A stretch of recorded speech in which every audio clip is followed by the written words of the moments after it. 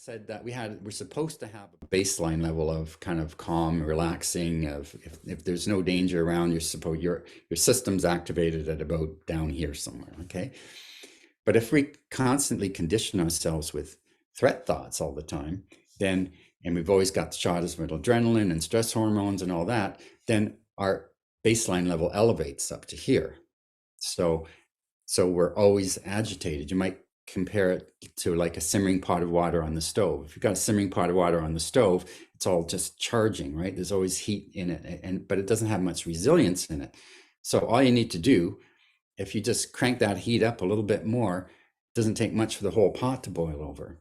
Okay. When the pot boils over, that's when you're having that sort of psychological panic attack, a big overwhelmed meltdown, that sort of thing. And I haven't talked too much about anger either, but it's, like I say, it's two sides of the same coin. I might cover that a little bit, but in an anger, it could be just an anger outburst, right? Because, one response to a threat is anxiety, because physiologically, okay, if you counted the bear in the woods, you got the choice of running or fighting, okay?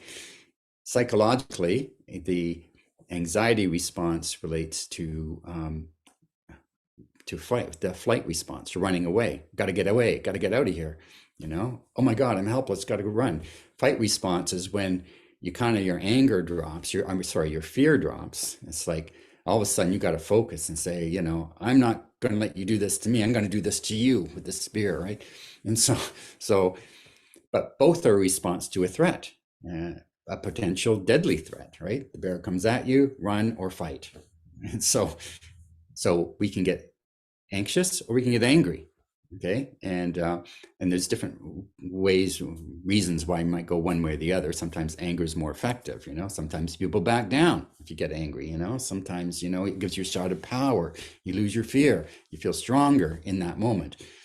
Over time, it works against you. But anyway, so we can flip one way or the other.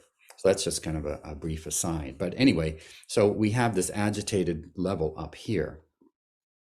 And so it's been conditioned into our nervous system.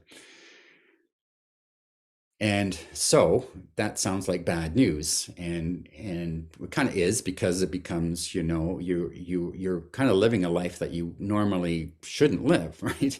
All full of anxiety and stress and all that sort of thing. But the good news is, if it can be conditioned in, it can be conditioned out. Yeah. The other part is that we actually start to get physically addicted to our body chemistry. We get addicted to the adrenaline. It's like you need that little shot, that little rush. It's like, drinking the Red Bull or something, so we need that. So sometimes you may find that, if you're always agitated with anxiety and, but there's nothing going on, your life is great, but you sense your anxiety, you have that other kind of lizard part of your brain that's sensing, he's anxious. Like, I wonder what he's anxious about. He or she's anxious about. And, let me figure it out. I wonder what's going on. And so you start looking for things. You start to look for reasons to be anxious. And then it's like, let me think about, it's like almost, what about this thing?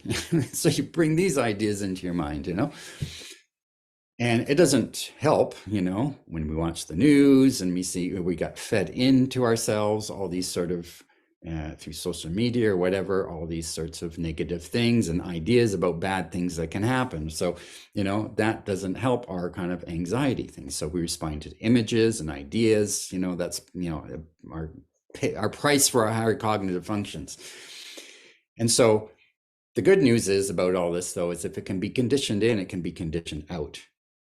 Okay, so this is, we're talking about the physiological aspect of things. Now, if you go to the doctor and you say, I'm anxious, what is the doctor likely to do? Usually he gives you medication. Well, what is the medication doing? It's a physiological intervention, right? It's intervening with the physiological response of your body. And sometimes it can just sort of make that whole fight flight kind of go away. That's why it can feel so good at first. Like if somebody takes a certain type of medication, it's like, this is so nice. I'm so relaxed. I'm so chill, And so, because it's counteracting that normal fight flight kind of response, so, and it's also why there's a heavy correlation between addictions and trauma, because our systems are so overwhelmed with anxiety and the stress hormones that we need something to calm it down. So a nice drink helps, you have a drink of wine, it calms you down, or you have a little marijuana, or whatever your drug of choice is. You can just get away from all of that, right? Some drugs make you feel powerful or whatever. So the thing is that we learn to, well, we take an external substance to counteract what's going on inside of us. And so that's the easy thing to do. And so, well, we'll just keep doing it more. And so if you keep experience that, just keep doing more of that. Before you know it, you have an addiction.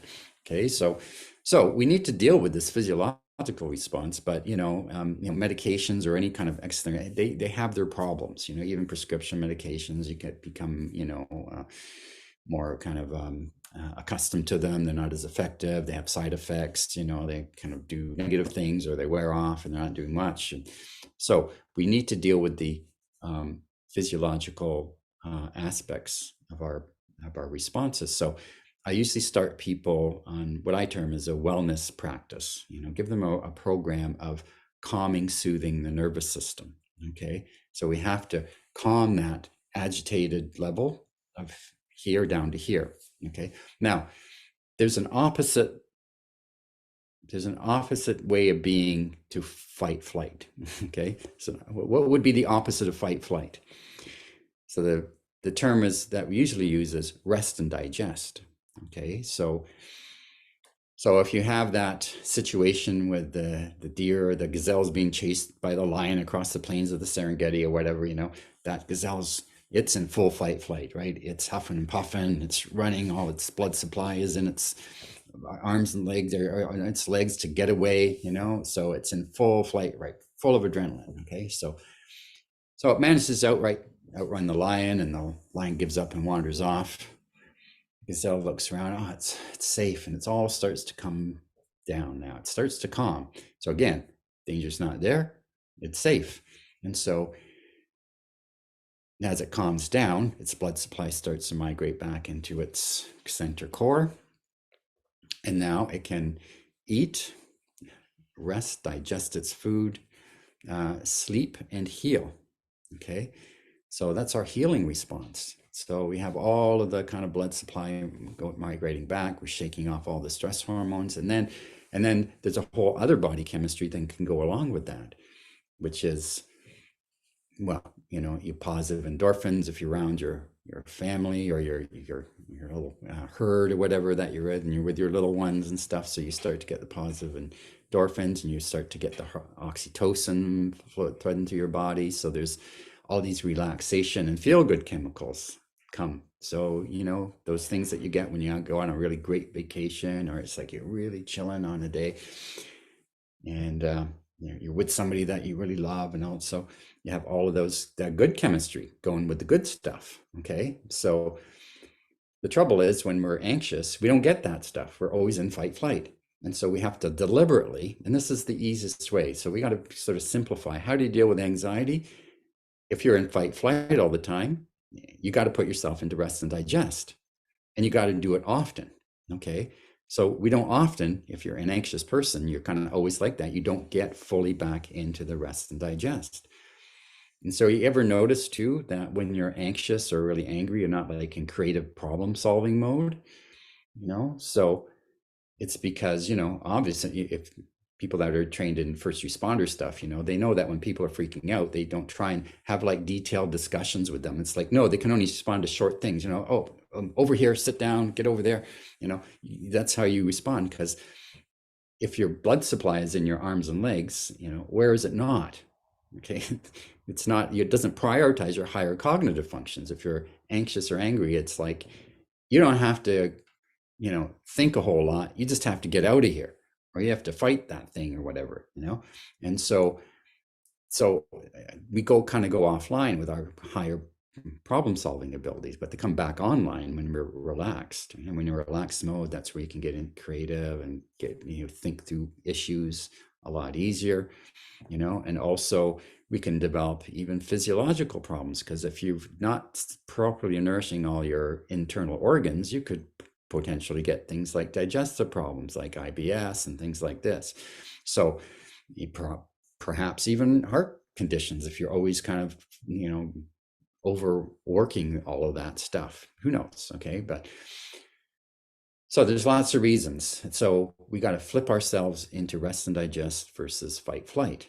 And so one of the easiest way to do that is through regulating our breathing, our breath work. So I usually start people on breathing exercises, regular, consistent breathing exercises though. So what this is about not just addressing the spikes of our anxiety, but addressing the baseline that we're at. We need to bring our baseline down. So I won't go into detail right now, but things like, breathing exercises are the single most effective thing you can do, right? They regulate how your body responds. And there's a different kind of breathing that goes with fight flight versus rest and digest. But if you start to regular, like make your breathing slow and regular, and there's lots of breathing exercises that you can look up in breath work. They calm your system. They say that you're safe. Okay. Having a meditation practice can be important, where you're just calming your mind, calming your body.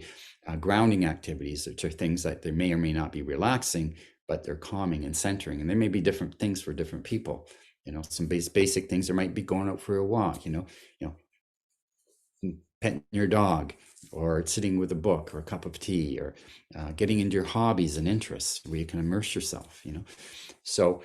And also something physiological that's aimed at calming, soothing your nervous system. So, and while regular exercise is good, that's not really getting at the part of your system that needs to be addressed. So exercise, it burns off a certain amount of excess energy and that extra adrenaline you have, but it's the autonomic nervous system that needs to be conditioned. So exercise conditions are mostly our cardiovascular and muscular system. We want to condition our autonomic nervous system and get it out of that automatic response. So things like yoga or Tai Chi or Qigong, those are good things that are slow. Yoga, for example, works with a bunch of systems. It works with your breath. Breath work is often involved. Stretching stretches out the microtension that gets into your body, works your spinal column, which is your physical nervous system, and also works with the organs and glands, because if we're always pumping out adrenaline, stress hormones are kind of, those glandular systems they get exhausted and they need some help. And so I get people to kind of work on a daily practice of punctuating your day through periods of time where you're calming, soothing the nervous system.